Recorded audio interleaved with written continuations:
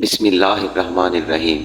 अस्सलाम वालेकुम नाजरीन 7 मार्च 1971 को ढाका का रेस कोर्स ग्राउंड लोगों से खचाखच भरा हुआ था। तकरीबन 10 लाख अफराद अपने हाथों में बांस की लाठियां लिए हुए यहाँ मौजूद थे।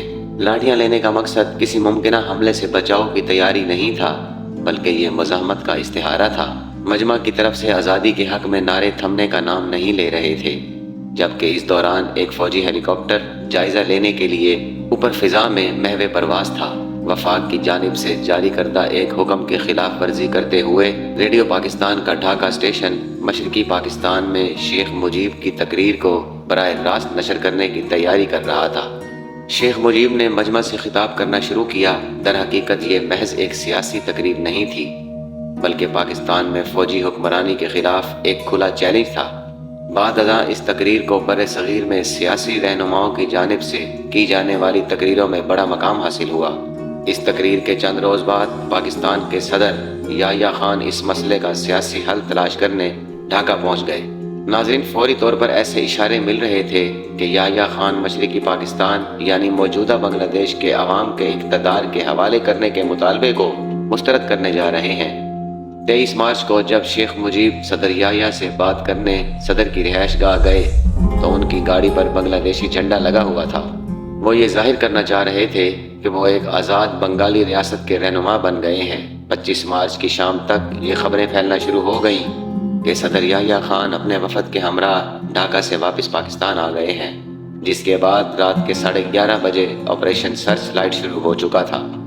नाज़रीन, सैयद बदरुल हसन अपनी किताब from rebel to founding father में लिखते हैं कि शेख मुजीब की बड़ी बेटी हसीना वाजिद ने उन्हें बताया कि फौज की जानिब से गोली चलने की आवाज़ सुनते ही शेख मुजीब ने एक वायरलेस पैगाम भेजकर बांग्लादेश की आज़ादी का ऐलान किया था। शेख मुजीब ने कहा था कि मैं बांग्लादेश के लोगों से मुतालबा करता हूँ कि वो जहाँ कहीं भी हों और जो कुछ भी उनके हाथ में है उसके साथ फौज के खिलाफ मज़ामत करें।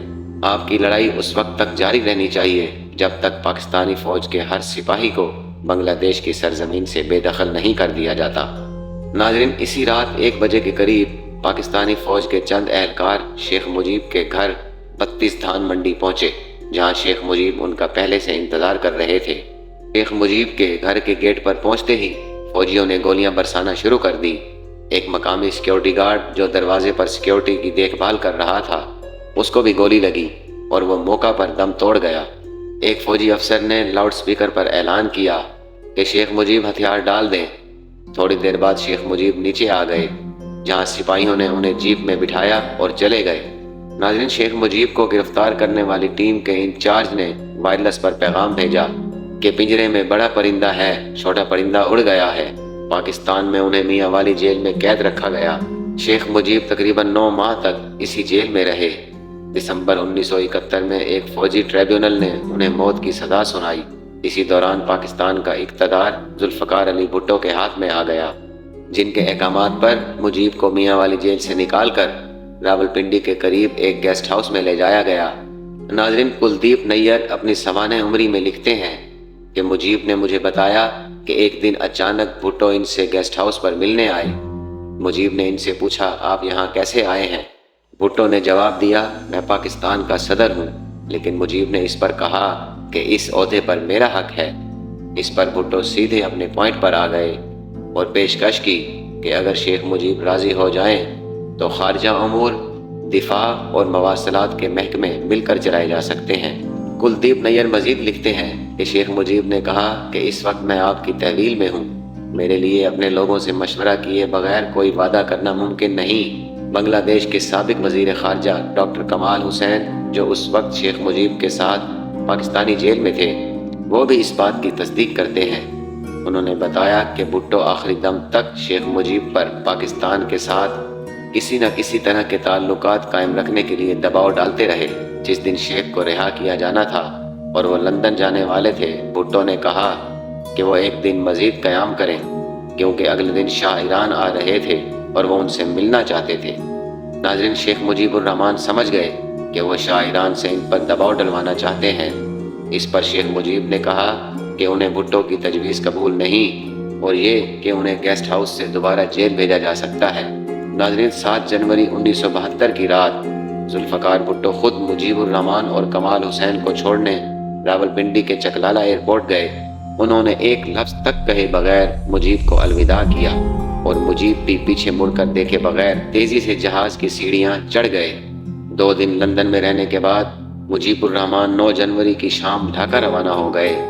راستے میں وہ چند گھنٹوں کے لیے نئی دلی میں رکے۔ ڈاکٹر کمال حسین لکھتے ہیں، اس وقت کے انڈین صدر وزیر اعظم اندرا گاندھی، ان کی پوری کابینہ اور تینوں افواج کے سربراہان اور ساتھ میں مغربی بنگال کے وزیر اعلیٰ سدھارتھ شنکر رائے شیخ مجیب کے استقبال کے لیے دلی کے ہوائی اڈے پر موجود تھے۔ فوجی چھاؤنی کے میدان میں ایک جلسہ عام میں شیخ مجیب الرحمان نے بنگلہ دیش کی آزادی کی جد و جہد میں مدد کرنے پر ہندوستانی عوام کا شکریہ ادا کیا۔ اسٹیج پر موجود اندرا گاندھی نے ان سے بنگالی زبان میں تقریر کرنے کی درخواست کی۔ دلی میں 2 گھنٹے قیام کے بعد مجیب جب ڈھاکہ پہنچے تو ڈھاکہ کے ہوائی اڈے پر تقریباً 10 لاکھ لوگ ان کے استقبال کے لیے موجود تھے۔ شیخ مجیب الرحمان، جن کا پاکستانی جیل میں 9 ماہ گزارنے کی وجہ سے وزن کافی کم ہو چکا تھا، اپنے دائیں ہاتھ سے اپنے لمبے بالوں کو پیچھے کرتے ہوئے آگے بڑھے، جہاں تاج الدین احمد نے اپنے قائد کو اپنی باہوں میں لپیٹ لیا اور دونوں کی آنکھوں سے آنسو جاری ہو گئے۔ انہوں نے ریس کورس گراؤنڈ میں لاکھوں کے ہجوم کے سامنے رابندر ناتھ ٹیگور کو یاد کیا۔ شیخ مجیب نے ٹیگور کا حوالہ دیتے ہوئے کہا کہ آپ نے ایک بار یہ شکایت کی تھی کہ بنگال کے لوگ صرف بنگالی ہی رہے، سچے انسان نہیں بنے۔ ڈرامائی انداز میں مجیب نے کہا، اے عظیم شاعر، واپس آؤ اور دیکھو تمہارے بنگالی لوگ کیسے ان شاندار انسانوں میں بدل گئے ہیں جن کا تم نے کبھی تبصرہ کیا تھا۔ شیخ مجیب نے اقتدار سنبھالا اور جنگ سے تباہ شدہ بنگلہ دیش کی تعمیر نو شروع ہوئی، لیکن ان کی کہانی کا ایک افسوسناک انجام ہوا۔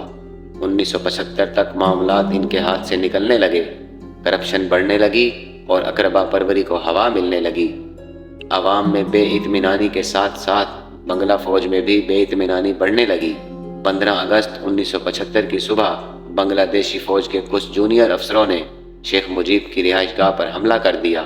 اپنے گھر کے باہر گولی چلنے کی آواز سنتے ہی شیخ مجیب الرحمان نے بنگلہ دیش کے آرمی چیف جنرل شفیع اللہ کو فون کیا۔ جنرل شفیع اللہ نے اس وقت بتایا تھا کہ مجیب بہت غصے میں تھے۔ مجیب نے جنرل شفیع اللہ سے کہا کہ تمہارے سپاہیوں نے میرے گھر پر حملہ کیا ہے، ان کو واپس آنے کا حکم دو۔ میں نے مجیب سے پوچھا، کیا آپ اپنے گھر سے باہر آ سکتے ہیں؟ یہاں سید بدر الحسن آرمی چیف کے رویے پر سوال اٹھاتے ہیں اور یہ کہتے ہیں کہ آپ اپنے ملک کے صدر سے ایسی بات کیسے کہہ سکتے ہیں؟ کیا آپ سوچ رہے تھے کہ وہ ایسی صورتحال میں گھر سے باہر جائیں جب چاروں طرف گولیاں چل رہی ہوں؟ گھر پر حملے کے بعد شیخ مجیب بالائی منزل سے نیچے آنے کے لیے سیڑھیاں اتر رہے تھے جب فوجی اہلکاروں نے ان پر فائرنگ شروع کر دی۔ مجیب الرحمان منہ کے بل گرے، ان کا پسندیدہ پائپ ابھی تک ان کے ہاتھ میں تھا، اور اس کے بعد اس گھر میں موت کا رقص شروع ہوا۔ ناظرین، سب سے پہلے بیگم مجیب کو گولی ماری گئی، پھر ان کے بیٹے شیخ جمال کی باری آئی۔ گھر میں موجود ان کی دونوں بہوؤں کو بھی نہیں بخشا گیا، اور یہاں تک کہ ان کے سب سے چھوٹے بیٹے 10 سالہ رسل مجیب کو بھی موت کے گھاٹ اتار دیا گیا۔ اس پورے گھرانے کی صرف 2 بیٹیاں ہی زندہ رہیں، کیونکہ اس وقت وہ گھر میں موجود نہیں تھیں بلکہ جرمنی گئی ہوئی تھی۔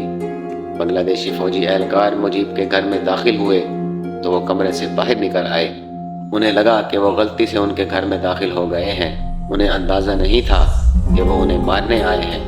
انہیں اور ان کے اہل خانہ کو بڑی بے رحمی سے مارا گیا اور بعد ازاں ان کی لاشیں ایک فوجی ٹرک میں ڈال دی گئیں۔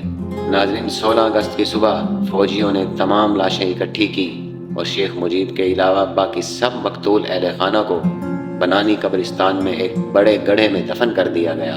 مجیب کی میت کو ہیلی کاپٹر کے ذریعے ان کے آبائی گاؤں تنگی پارا پہنچایا گیا۔ فوجیوں نے اس موقع پر ان کے گاؤں کو گھیرے میں لے لیا تاکہ لوگ ان کی نماز جنازہ میں شرکت نہ کر سکیں۔ فوجیوں کا اصرار تھا کہ مجیب کی میت کو جلد از جلد دفن کیا جائے، لیکن گاؤں کے ایک مولانا اس بات پر بضد تھے کہ میت کو غسل دیے بغیر دفن نہیں کیا جا سکتا۔ ناظرین، بدر الحسن لکھتے ہیں کہ نہلانے کے لیے صابن تک دستیاب نہیں تھا، اور آخر میں ان کی میت کو کپڑے دھونے والے صابن سے نہلایا گیا اور انہیں مقامی قبرستان میں اپنے والد کے پہلو میں دفنا دیا گیا۔ ناظرین، اس شام جب بارش شروع ہوئی تو تھمنے کا نام نہیں لے رہی تھی۔ گاؤں کے بزرگوں کو یہ کہتے سنا گیا کہ شاید قدرت بھی اس بے دردی کو برداشت نہ کر سکی جس سے مجیب کو مارا گیا، لیکن اسے ستم ظریفی کہا جائے یا کچھ اور، کیونکہ اس شام بنگلہ دیش کے بابا قوم کے لیے آنسو بہانے والے بہت کم تھے۔ ناظرین، یہ تھی ہماری آج کی ویڈیو۔ امید کرتے ہیں کہ ہماری ویڈیو آپ کو پسند آئی ہوگی۔ انشاءاللہ بہت جلد آپ کی خدمت میں ایک نئی ویڈیو کے ساتھ حاضر ہوں گے۔ تب تک کے لیے اجازت دیجیے۔ اللہ حافظ۔